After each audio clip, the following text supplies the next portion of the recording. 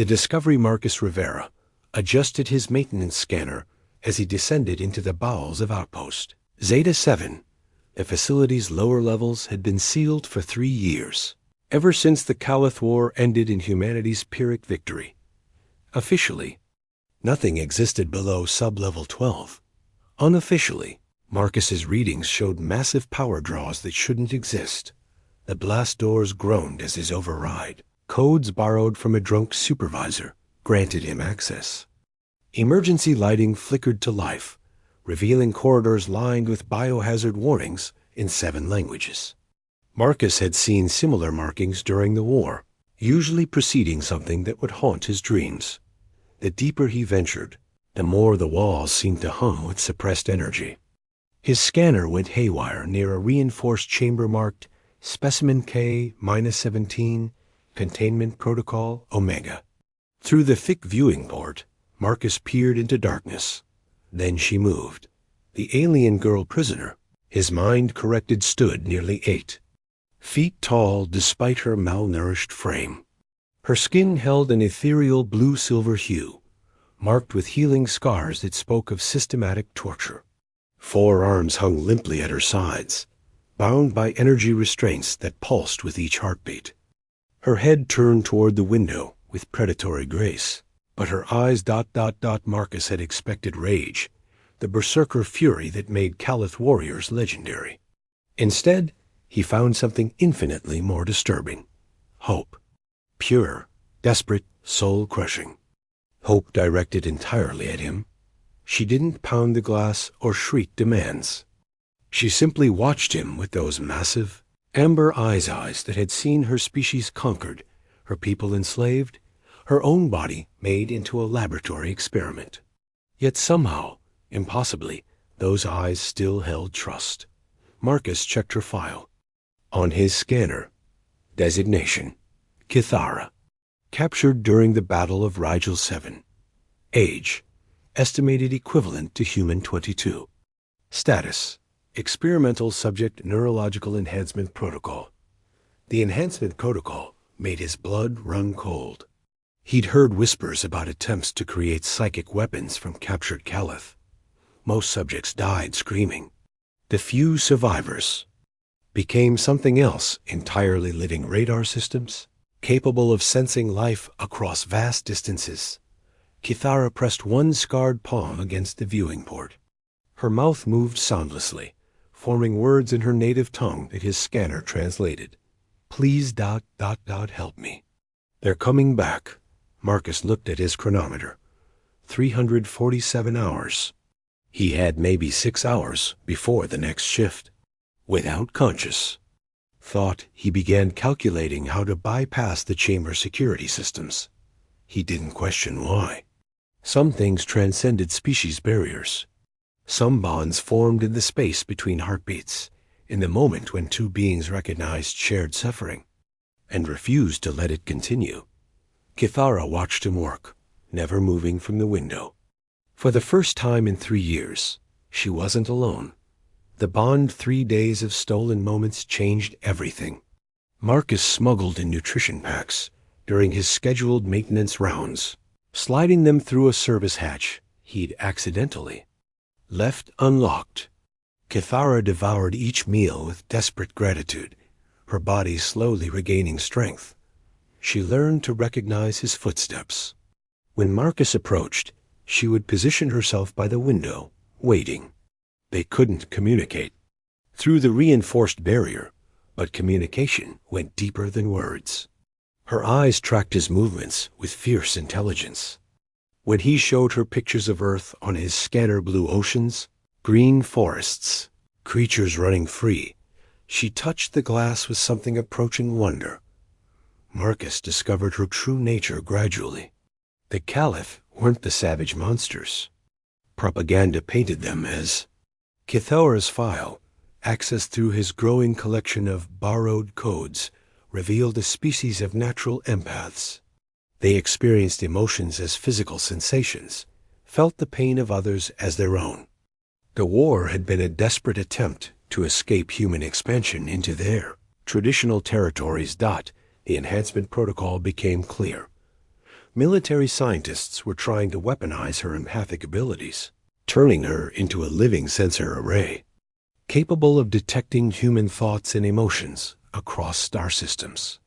The neural implants visible beneath her scalp weren't enhancements. They were torture devices, forcing her consciousness to expand beyond its natural limits. On the third night, Kithara did something that changed Marcus forever. She placed her 4 hands against the viewing port and closed her eyes.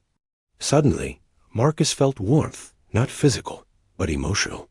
Gratitude, hope, and something deeper. Trust. Complete, absolute trust in him. She had chosen to share her pain, rather than hide it, letting him experience a fraction of her suffering.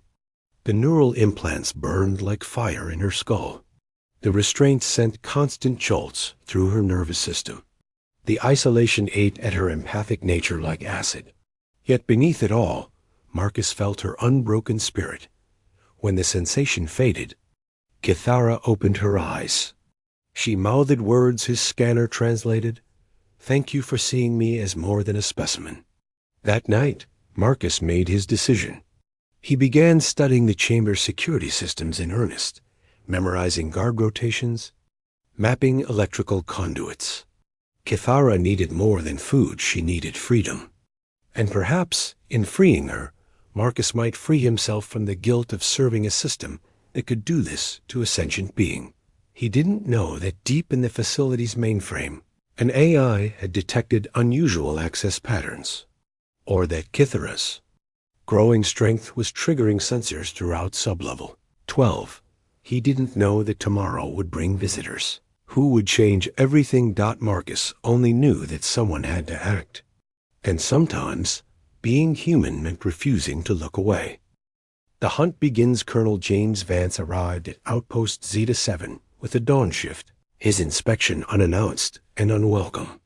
Marcus watched through security feeds as the decorated war hero toured the upper levels, his cybernetic arm gleaming under harsh fluorescence. Vance had lost the limb during the siege of Calith Prime, along with most of his company. His hatred for the alien species was legendary. "Sir?" Chief Security Officer Patricia Huang addressed Vance in the command center. "We've detected anomalous access patterns in the restricted zones. Someone's been using override codes they shouldn't possess."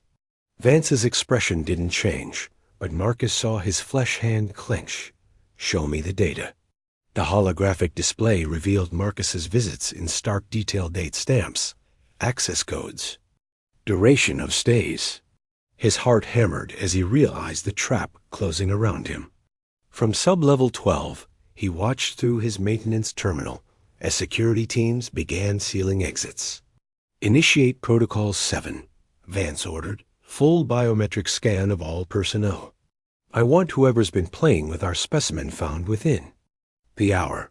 Marcus looked at Kithara through the viewing port.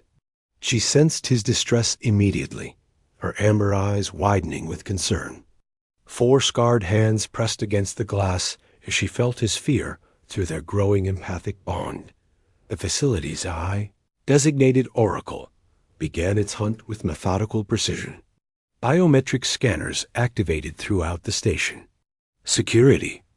Teams moved through each level, checking identification and running psychological evaluations.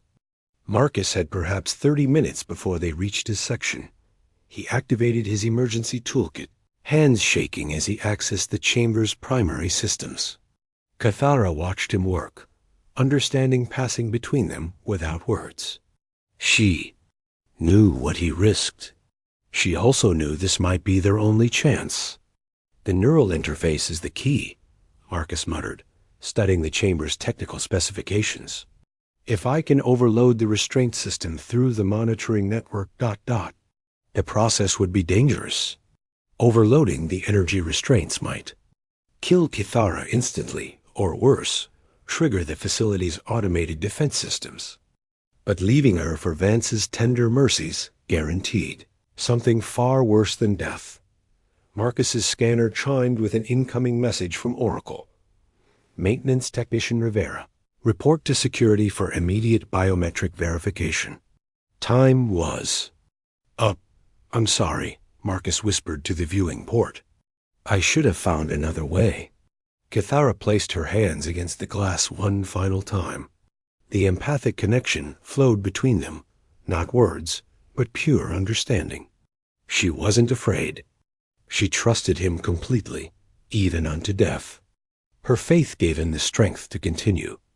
Marcus began the overload sequence, knowing that in moments, alarms would scream throughout Outpost Zeta 7, knowing that he had crossed a line from which there could be no return, knowing that sometimes being human meant choosing compassion over orders. Behind him, security boots echoed in the corridor. Time to see if hope could triumph over despair. Breaking point, the first explosion shattered 3 levels of reinforced flooring. Marcus dove for cover as sparks cascaded from overloaded power conduits, his emergency overload having triggered a cascade failure. Throughout sub-level 12, emergency klaxons screamed as blast doors sealed automatically, trapping him in the restricted zone with a very angry security team. Through the smoke, he saw Kithara's chamber.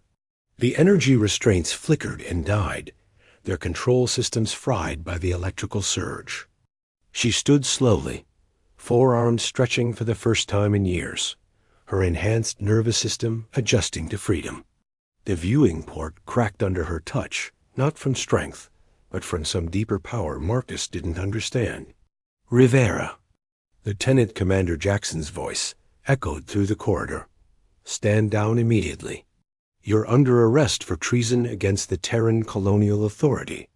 Marcus ignored him, focused entirely on the chamber's manual release. Kithara pressed, her palms against the interior surface, her eyes closed in concentration. Suddenly, Marcus felt her presence in his mind, not invasive, but supportive. She was lending him her strength. The manual locks disengaged with a satisfying click. Kithara stepped out of her prison cell and into the corridor, her 8-foot frame casting shadows in the emergency lighting. For a moment, Marcus worried he'd made a terrible mistake. The propaganda videos showed Calith warriors tearing through human soldiers like paper. But Kithara simply looked at him with profound gratitude, then placed one gentle hand on his shoulder. Thank you, she said in perfect, unaccented English. The neural implants. They force-fed me your language along with everything else. Boots thundered closer. Jackson's team was cutting through the blast doors with plasma torches, their progress marked by slowly spreading orange glow. Marcus estimated maybe 5 minutes before they breached the barrier. There are others, Kithara continued, her voice carrying harmonics that resonated in his bones. 17 more of my people spread throughout this facility.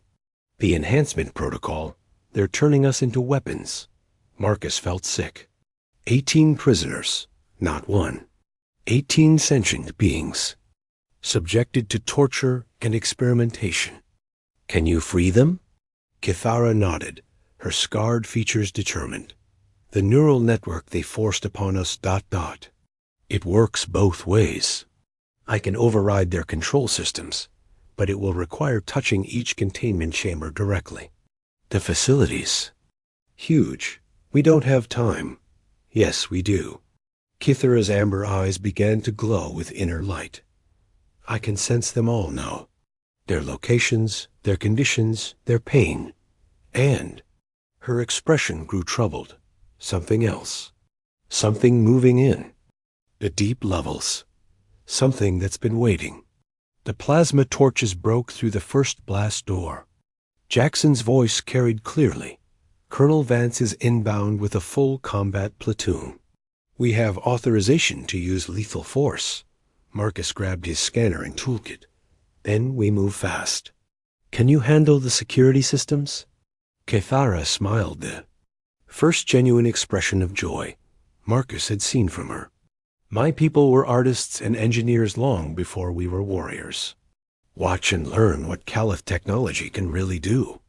She placed her hand on the corridor's control panel. Light flowed from her touch. racing through the facility's electrical systems like living fire. Throughout Outpost Zeta 7, security cameras went dark, blast doors sealed randomly, and environmental controls shifted to patterns only she understood. The facility is ours for now, Kithara announced. But whatever's waiting in the depths... it knows we're coming. Marcus shouldered his pack, checking his emergency oxygen supply. And we better move fast. Lead the way. Together, Human and Caliph descended into the deepest levels of Outpost Zeta 7, where older secrets waited in the dark. The truth revealed Sublevel 18 had never appeared on any schematic Marcus had seen. The corridors here predated the outpost itself, carved from living rock by methods he couldn't identify. Kithara moved with growing unease, her empathic abilities. Picking up something that made her 4 hands tremble, they found the other, prisoners in a vast circular chamber lined with containment pods. 17 Caliph, all enhanced with neural implants, all suspended in artificial comas. But these weren't the emaciated victims Marcus expected. These Caliph were enormous, their bodies enhanced with cybernetic implants, their minds connected by cables that pulsed with data streams. Dear gods, Kithara whispered. They're not prisoners anymore. They're components. At the chamber's center stood something that shouldn't exist. A Caliph command node, a living computer system that their species used for deep space navigation.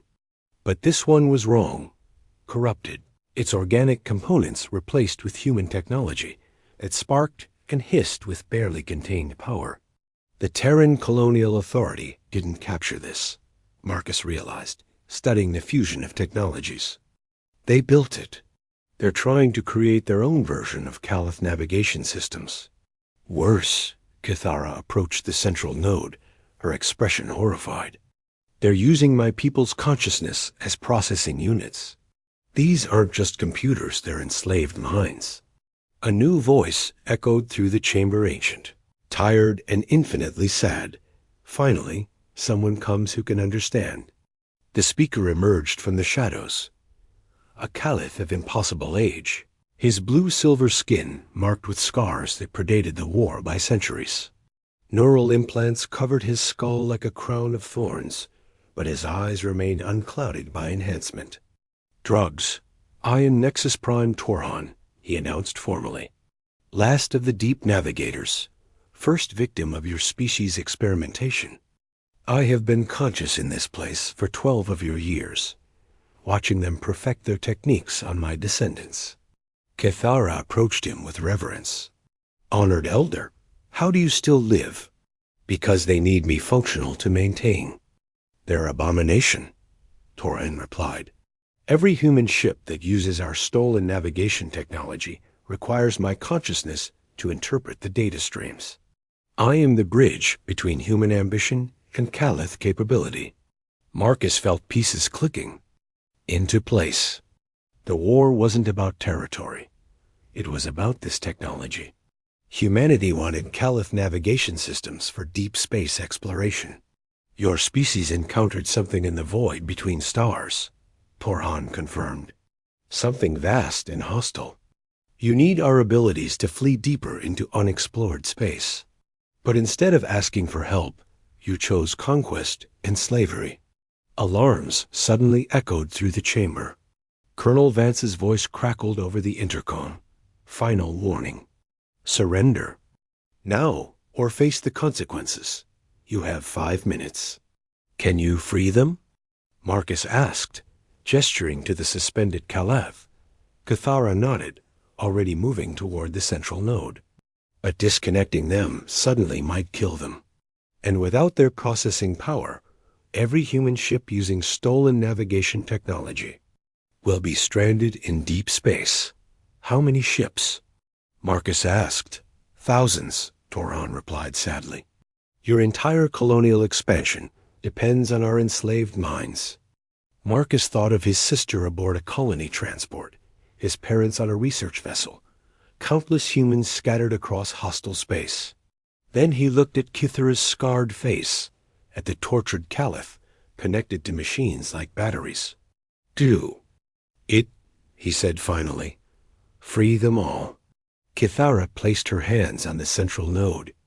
Power flowed between her and the imprisoned minds.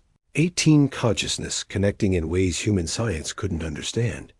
One by one, the containment pods opened. One by one, the Caliph awakened Dot, but as the last connection severed, the chamber, filled with light not from their technology, but from space itself. Through the facility's sensors, they watched as stars began moving in patterns that shouldn't be possible. "What have we done?" Marcus whispered. Torhan smiled for the first time in 12 years. "You have freed us to do what we should have done. From the beginning show your species the true threat waiting in the dark. And perhaps teach you that some bridges can only be built with trust." Above them, Colonel Vance's forces prepared for final assault, unaware that their arrival had triggered events that would change the course of two species forever. In the deep spaces between stars, ancient shadows stirred, drawn by the sudden silence of stolen Caliph technology.